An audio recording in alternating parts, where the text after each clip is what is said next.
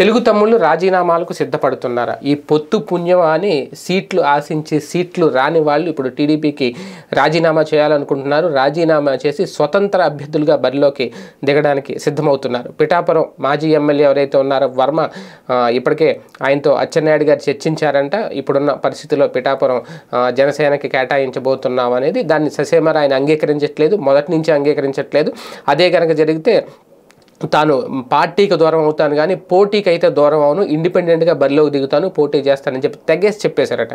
అంటే తెలుగుదేశం పార్టీ దాదాపు 5 ఏళ్లకి అధికారంలో లేకుండా ఉంది, దూరంగా ఉంది. నాయకులంతా కూడా చాలామంది ఇప్పుడు వర్మ లాంటి వాళ్ళు అంటే తమ నియోజకవర్గంలో తన పని తాను చేసుకెళ్ళిపోతున్నారు, తన ప్రచారంలో మునిగి తేలుతున్నారు, తానే అభ్యర్థిని. ఇప్పుడు సడన్గా లేదు పక్కన కూర్చోంటే ఖచ్చితంగా ఇబ్బందికరమైన వాతావరణం. కాకపోతే ఇక్కడ పొత్తు తప్పదు, పార్టీ అధిష్టానం తీసుకునే నిర్ణయాలకి తలంచాలి ఒకసారి. అలాగని అందరూ ఉంచుతారంటే వరం లాంటి వాళ్ళు ఖచ్చితంగా వంచరు. ఇప్పుడు అదే ఒక పిఠాపురం అనే కాదు, మొన్న మధ్యన జగ్గంపేటలో కూడా అదే జరిగింది. అలాగే ఇప్పుడు మిగిలిన నియోజకవర్గాలు రేపు పొద్దున్న బీజేపీ పొత్తు కూడా ఓకే అయ్యి చాలా చోట్ల తమ్ముళ్ళు త్యాగాలు చేయాలంటే త్యాగాలు చేయడానికి ఎవరో సిద్ధంగా లేరు.